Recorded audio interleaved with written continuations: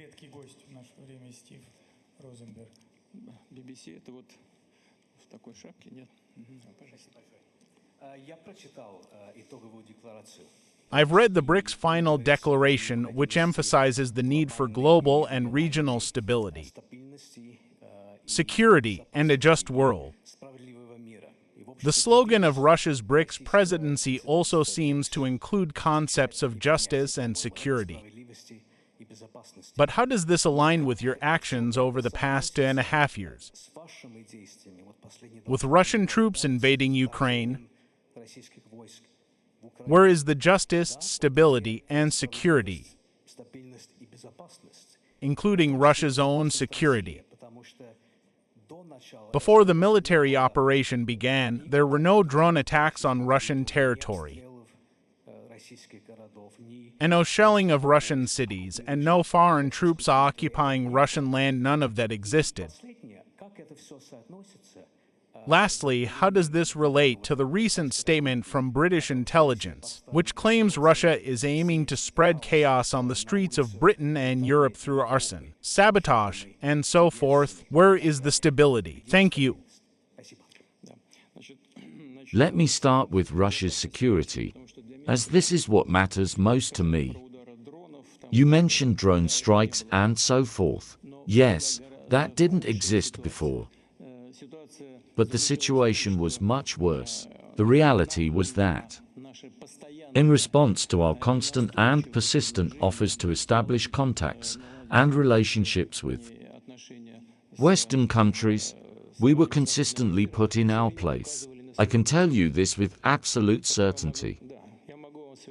It might have seemed cordial on the surface, but in essence, we were always shown our place. Ultimately, this positioning would have reduced Russia to a secondary nation, serving merely as a raw materials appendage and losing a significant degree of sovereignty.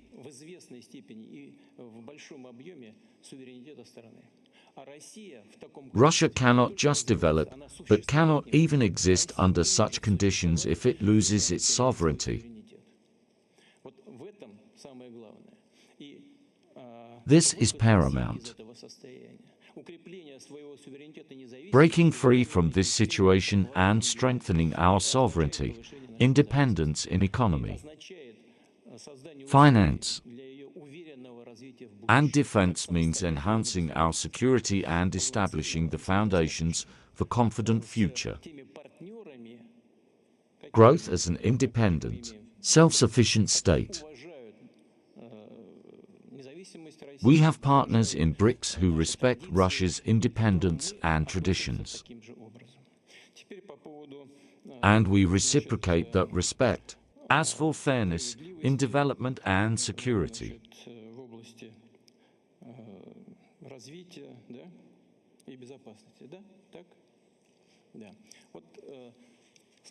I have some specific thoughts on this and will try to address them. Here's my perspective. What does fairness in development mean?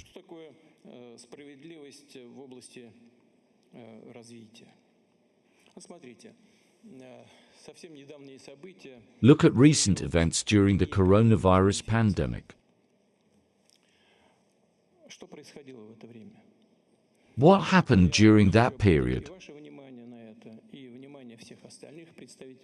I want to draw your attention to this and everyone else in the media. The United States issued about $6 trillion, while the Eurozone issued around 3 trillion euros. They flooded the global market with this money, buying up everything, especially food. And not just that, also medical supplies and vaccines, which they're now discarding on a massive scale because they've expired. This flood led to food inflation and global inflation. What did the world's leading economies do? They abused their exclusive positions in global finance, the dollar and the euro. They printed money and vacuumed up essential goods from the market. They consume more than they produce and earn. Is this fair? We think not, and we want to change this. That's what we're working on within BRICS. Now, regarding security in general. As for Russia's security, I've already addressed that. I understand what you're getting at. But is it fair to ignore our repeated appeals to our partners not to expand NATO eastward? Is it fair to lie to our faces, promising no expansion, only to break these promises? Is it fair to creep into our underbelly, such as Ukraine, and start building, not preparing to build, but actually constructing military bases there? Is that fair? Is it fair to stage a government coup, as I mentioned in response to your colleague's question, disregarding international law and the UN Charter? Financing a coup in another country, Ukraine in this case, and pushing the situation towards a hot phase. Is that fair from the perspective of global security? Is it fair to violate commitments under the OSCE, where all Western countries signed an agreement that security for one cannot come at the expense of another's security? We said, don't do this, NATO expansion violates our security. Yet they went ahead. Is this fair? There's no fairness here, and we want to change that. About the claim from British intelligence that Russia is spreading chaos on the streets of Britain. Listen to me. Thank you for reminding me of this part, but this is absolute nonsense. What's happening on the streets of some European cities results from the internal policies of those nations. But we know, as I've mentioned, the European economy is teetering on recession, and leading economies in the Eurozone are practically in recession. If there is any slight growth around 0.5%, it comes from the south, where there's less industry, mainly real estate, tourism,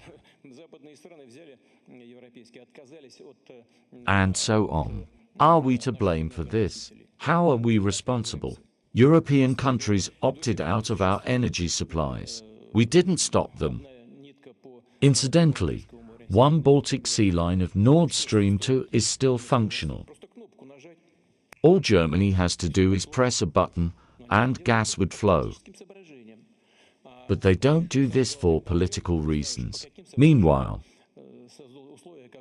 their primary partner, whatever their motives, has created conditions that encourage entire sectors of the German economy to relocate to the US, where the authorities offer more favorable conditions. Raw materials are about 3 to 4 times cheaper in the US, and there are different tax policies, targeted actions. How are we responsible for this? This decline in living standards naturally leads to public discontent. That's obvious. These are statistics from European countries. How are we to blame here? Honestly, it's like they say here, shifting blame to avoid responsibility for misguided economic and domestic policies. In economics, objective experts see clearly that many in Europe and other regions, including the US, have abused the ecological agenda and global warming narratives.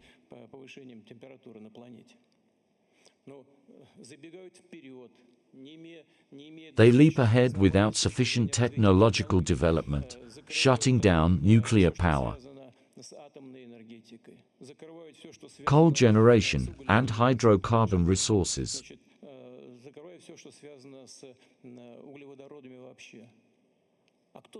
Has anyone calculated if Africa can cope without these hydrocarbons? No. African and some emerging economies are urged to adopt green, eco-friendly technologies. But they can't afford them, there's no money.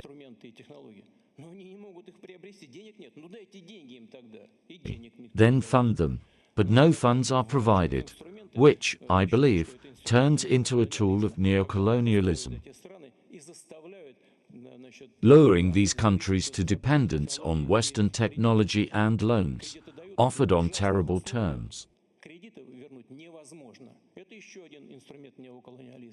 Impossible to repay, another tool of neocolonialism. So, it's essential to look at Western economic, financial, and domestic policies. People fear an escalating international situation, rising tensions in conflict zones, like the Middle East and Ukraine. But we're not stoking this escalation. It's always those on the other side who do. Well, we're prepared for this escalation. Think if the countries pushing this are prepared too.